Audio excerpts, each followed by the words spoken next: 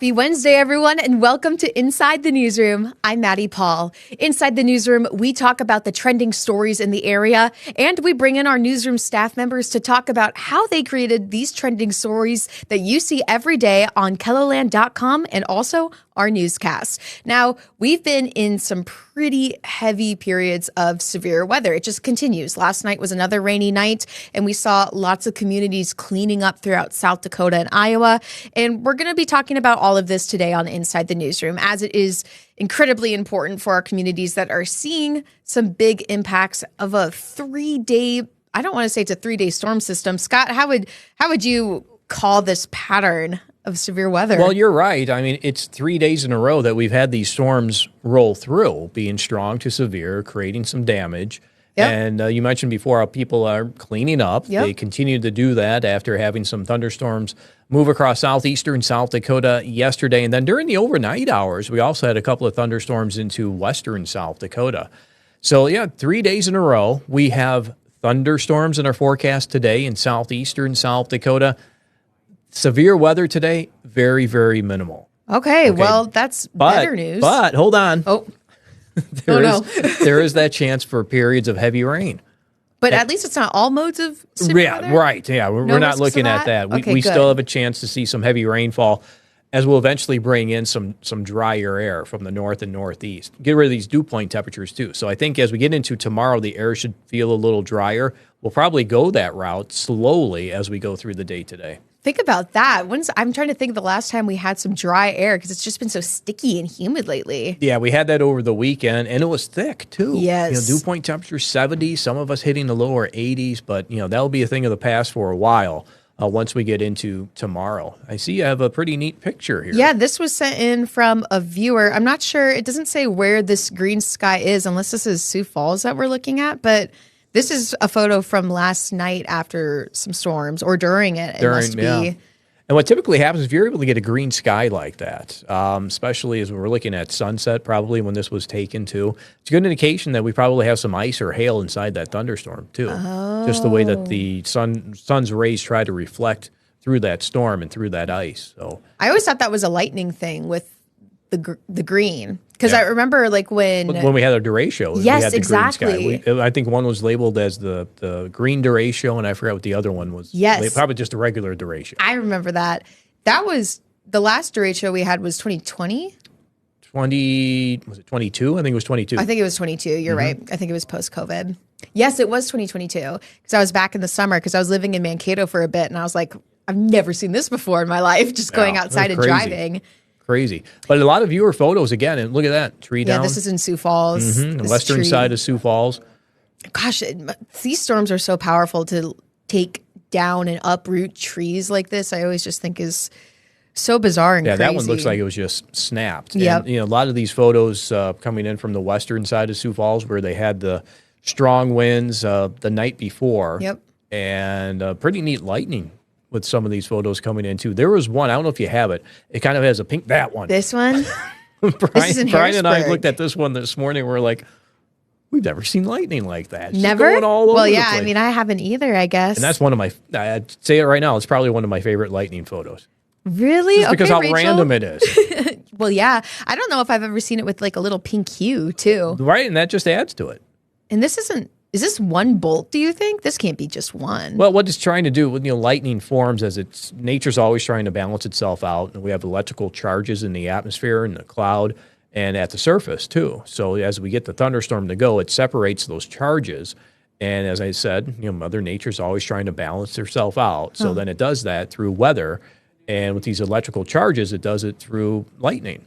Wow. What I tell the kids when I go to do school talks, I go, think of it a lot like a battery. How a battery has a plus sign and a negative sign on it. Yeah. Wow, look at this. Some storm damage. Is that a trampoline? Is that a Oh, it is. Yeah, like on a shed or a garage right there. I couldn't even tell for a second. Yeah, right there. And that seems to be some of the most popular photos that we do get, these displaced trampolines. Just trampolines? Well, yeah. I remember we had a storm, it was probably 4 or 5 years ago, go through Miller. And I forgot, some street in Miller had the trampoline right in the middle of the street. In the street? We were watching, and they, group of people came out and moved the trampoline. Of course, you got to get down the road. Oh, my goodness. But yeah, some great photos. Unfortunately, we talked about the damage, a lot of cleanup. Yeah. People doing that, have been doing that. Probably still. Yeah, and we'll see what happens today. Now, this is a recap of what happened yesterday, and you can see how those storms moved through central South Dakota and then eventually moved to the east and slightly to the southeast. A lot of the strongest weather stayed south of Sioux Falls, and then that overnight stuff moved across western South Dakota, some severe thunderstorm warnings there for the northern hills. As we do take a look at this loop of the radar, it puts in our severe storm reports. Mm-hmm. And a lot of those are what you see in central South Dakota, started about 5 o'clock. Those are strong wind reports. And then they move to the east. I mentioned that turn to the southeast, just south of Sioux Falls. And a lot of those reports coming in 60 up to 70, 75 miles per hour with those wind gusts. So there's a closer look anywhere from near Chamberlain. Looks like over Marion, Centerville again. These are 24-hour storm reports. So we've had a lot of these over the past 72 hours, actually, going back to 2-3 days ago. So a lot happened here in Kettleland. It's nice to get a break, and I think we will see that probably, I would say after today. We have our chance for showers and thunderstorms for today. And then as we get into tomorrow, we can take a breath and bring in some calmer air. Across much of central and eastern South Dakota, though western South Dakota will still run a risk for a couple of thunderstorms over the next couple of days. But I think eastern Kettleland will be able to bring in a break, cooler, drier air, 70s. Okay, we always talk about the temperature and your comfort level with this. So we have to. 70s. Is that jacket weather to you? Hat, gloves? Sweater, just sweater. 70s. Yeah, 70s. Okay. But then 80s, we could take it off. We can really let loose. I was about to ask. So lower 70s, it doesn't matter. 72, 77, okay. 79, still jacket weather? You can maybe take it off like 77. Okay, Mid-70s. depending on the wind. That's a good point. Oh, but then humidity too. Well, yeah, see, a lot goes into it. See, all these factors, Scott, all the factors that you need to think about as a Met. And if it's raining too. We have rain here on Futurecast in southeastern Kettleland this afternoon. As we go through time, that moves to the southeast. Our severe weather chance, I mentioned very, very low, but we may see some periods of heavy rainfall with those storms in the southeast. And then late this evening into tonight, western South Dakota, maybe a couple of thunderstorms, running that marginal risk, level 1 out of 5, that they can become strong to severe in western and southwestern South Dakota. You know, Scott, we are in this 3-day period of severe weather and monitoring everything. And maybe a question that has been coming up in our viewers' mind is what's so important about covering severe weather like this? Well, whether it's wall-to-wall coverage like we saw on Monday night, certain breakthroughs that come into our programming or anything like that. How would you define that importance that we bring to our viewers, whether it's on the website or through the newscasts? Well, a lot of it is just because it happens so quickly and the weather can change so quickly. We were going through a period 2 nights ago where we were following these thunderstorms west of Sioux Falls, and they were showing a weakening trend to the west of Sioux Falls, while the storm to the south, we had an uptick in the strength of that one. And I remember Brian and Jay were on air during that time, and the feeling that I was getting was, okay, I think they're going to try to throw it back to regular programming. And then Brian caught something on that northern storm to the west of Sioux Falls where it started to strengthen, and then they stayed on. Brian's like, oh, Jay, hey, hold on, look at this. This is developing right now. So things do develop quickly. And it's our job to try to find that where it's at and to alert people about the changing weather. Yeah, that reaction time is a skill set. It really is when you're looking at something like this and as we continue to look at something like this. So tonight we'll give you all the coverage updates that you need for severe weather chances. And that was Scott Munt giving us some details here at the digital desk. Thanks, Scott. You bet. And still to come on Inside the Newsroom, we're talking about Monday's storm because it did not let up for people living in Iowa. We're looking at some damage and some cleanup with one of our reporters who went down to the scene. Stay with us on Inside the Newsroom. Welcome back to Inside the Newsroom. Now, the storms did not slow down this week, as those storms that we've been seeing over 3 days now crossed from South Dakota over to Iowa, especially on Monday night. So Jordan DeSmit caught up with some Iowa residents as they saw some damage and had to clean it up. In Inwood, streets and yards were littered with branches, leaving crews busy throughout the day. It was the product of a frightening night. It was crazy. All of a sudden we were mowing outside, and next thing you know, you hear the sirens going off and you're in the basement and wind just picks up like crazy. One of the hardest hit homes in town was this one. You can see it was engulfed by fallen branches. Lucas Brazu's mother lives nearby, and he made the trip from Valley Springs to help clean up. Quite the damage, the destruction, a lot of work. You know, many hands make light work. So it's just one of them deals, just kind of got to start doing it and just get to it. Another community hit hard here in northwest Iowa was Alvord, especially a couple of buildings right here on Main Street. Part of the car wash was destroyed, and the storm left a welding shop at a total loss. We've just been cleaning up, trying to salvage what we can. There's really nothing that is salvageable.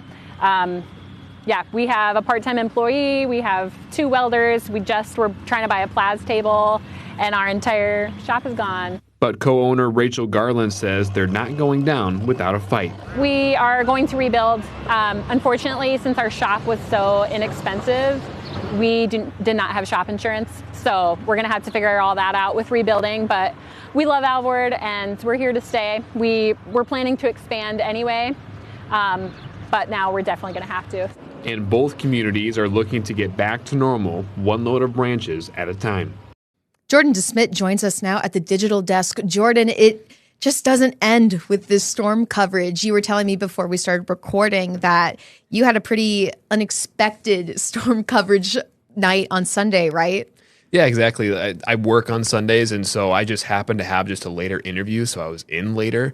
And so when we were getting reports of tornadoes and stuff on Sunday, I had to stick around, and as we were getting photos and videos, I just sent out the form for people to sign to get permission for it. So I told a couple people I was sending out that UGZ form like my life depended on it, really. And then getting it in a spot for a meteorologist to use while they were breaking in with their weather coverage Sunday night. And then coming in Monday, we still had severe weather roll in, and we saw damages from Sunday night, and you were out in Watertown, I believe, right? In that area, right? It was kind of northwest of Watertown in that Henry area, right? And so, I mean, I was in here late Sunday. I was in here early on Monday, making an 1.5 to 2 hour drive up there. And yeah, it's been a long couple days. No kidding. And then we're seeing the effects of Monday night storm as you went out to 2 communities in Iowa looking at those different damages. And what did you expect to see as you were driving to Iowa after having those 2 days of severe weather coverage that you already saw? Yeah, I mean, I was watching that coverage from the night before, and when I first saw Brian click on the radar and it said 100-mile-an-hour winds, I'm like, oh my goodness, this might not be good. So I was expecting, a lot of fallen branches. I was expecting property damage, and that's what we got, as you saw in the story. And how did you find the people that you talked to specifically for this Iowa story? I would say it helps that I'm originally from that area. So I pull in, and a lot of people kind of knew who I was. They trust me. And so it was just a matter of essentially walking up to people and asking, hey, do you want to do a quick interview about the cleanup, right? And as I got into Alvord too, I know the assistant fire chief. I remember he actually gave me a big smile and a wave as I drove in. And so he kind of pointed me in the right direction and showing me where the damage was. I mean, it didn't take long to find it. Alvord, I think on the sign when I drove in said population 196.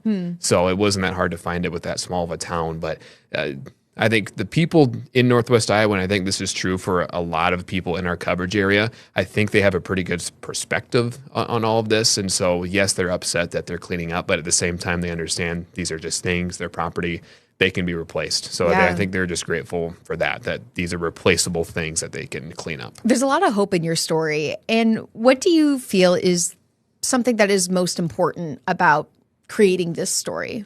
I would say a big thing, I think, is honestly getting awareness out there that, yes, these communities are hit hard. So it's letting people know, hey, if you can help, go down and help, especially with that welding shop and that car wash, right?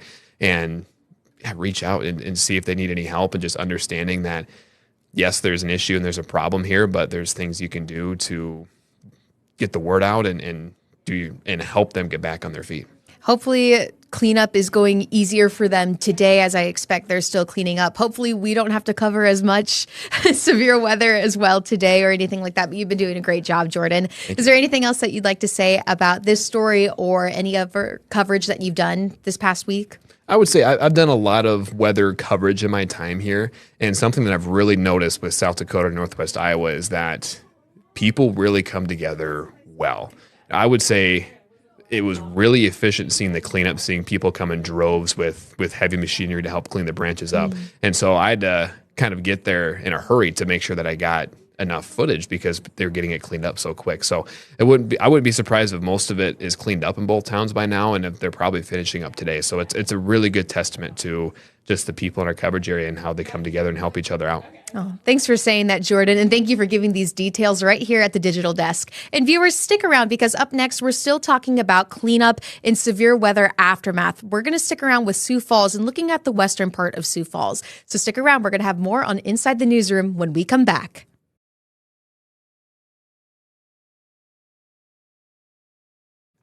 And welcome back to Inside the Newsroom. On Tuesday morning, the west side of Sioux Falls saw lots of storm damage after a storm rolled in overnight. Dan Santella took a look at that damage. These trees at Lori Hogstad's home in western Sioux Falls are more horizontal than vertical, more like flattened twigs than fixtures of her yard. Nevertheless, she's keeping the damage in perspective. I'm just kind of sick about our trees, but I'm also very grateful that we're okay, our families are okay that live in the same area, our pets are okay. After all, what if these trees came to rest somewhere else? Our house is right here, and this all happened within feet of our house. And I'm just grateful nothing happened to our house or happened to us. The power of a South Dakota summer storm is on display in this area, including on Strabane Trail, where debris blocked the road. Dina Kittleson lives in this neighborhood, and like Hogstad, she's thankful. It's a little bit overwhelming, but I feel very fortunate because our personal property right here has a lot of just scattered debris, but we don't have a lot of big damage as much as the area right immediately surrounding us. Regan Smith, emergency manager with the city of Sioux Falls, says the storm had many people reaching out to first responders. Metro Communications, our 911 dispatch center, did bring in additional staff for the storm. They took 640 calls between 7:30 p.m. and 12:30 a.m. 150 of those calls were storm-related, things like traffic hazard, electrical hazard, power lines, street lights, street signs, things like that. Over those 5 hours, that checks out to one call about the stormy weather every 2 minutes. And Dan Santella joins us now at the digital desk. And Dan, I want to start off with the first couple of lines in your story. I'm going to read them back to you. You said trees more horizontal than vertical Tuesday morning, more like flattened twigs than fixtures of her yard. Nevertheless, she's keeping the damage in perspective. These really stick out to me, Dan. It's so stylized and interesting as we're like watching the visuals of these trees, understanding that this is someone's yard and seeing it come down this way. But why did you decide to start off this story with this way? You want to capture the scene, right? And we're showing viewers what it is, but it's not right. Trees should be upright. Mm-hmm. They should be in positions where the family wants them because, as you just said, that is someone's yard. You know, so I wanted to describe it as the mess, the frustrating mess that it is and how big of a cleanup it would be. And then you used her quote to follow and then followed that with a question from yourself that then led to her response. It made the story feel so alive, like right before our eyes. So why did you use this type of style for a story like this? I think you want to put the viewer, the reader in the shoes as best you can of the people experiencing the events of the report, right? You know, because you're standing in the Hogstad's backyard yesterday. You were thinking that as well. Me and photojournalist Sam Putnam, like, there's all this damage. There's that right there. There's all these down trees, horizontal. What if they were 10 yards to the south? You know, would they have been in the living room? Would they have been on top of the kitchen table or where they try to sleep, that's the realism and how it impacts our neighbors. This heavy weather in South Dakota and the upper Midwest, I think, was important to capture. And getting those visuals for your story, I remember you left like pretty early in the morning.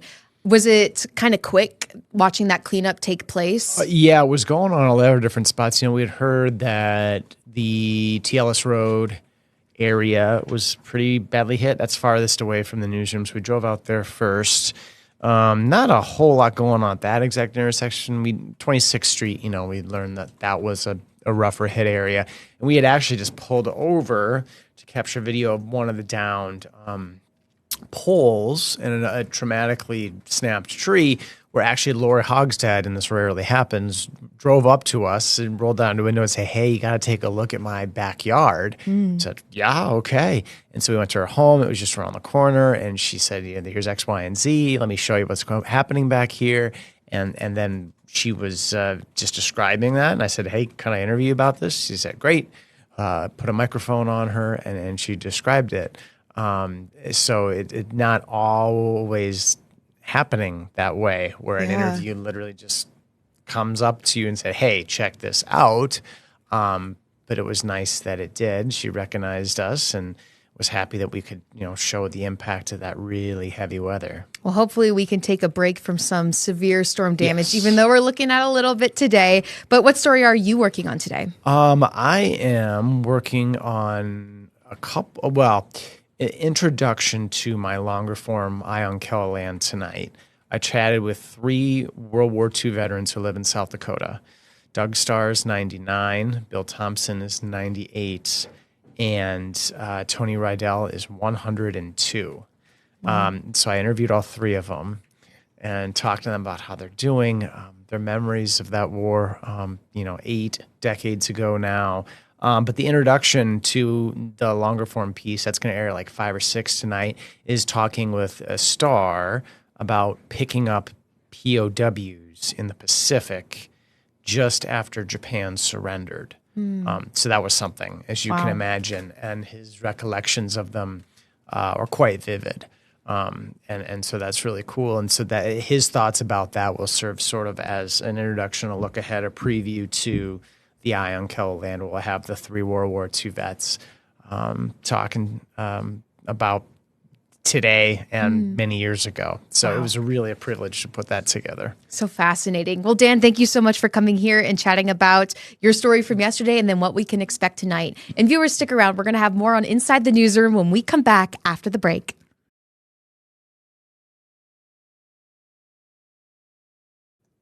And we're back with Inside the Newsroom. People living in Sioux Falls, there are free tree and branch drop-off sites that opened yesterday for Sioux Falls. And these sites will be open until Sunday, August 17th. And those hours of operations are 9 in the morning to 5 at night. And you can see a full list of where those locations are if you go to our website, kellerland.com.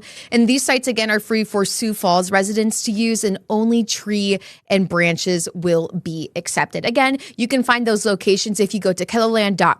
Just scan that QR code that you see on your screen right now. And that's all that we had today for Inside the Newsroom. Thank you for joining us as we looked at the trending weather stories and how it is impacting your community. And until next time, have a great day, everyone.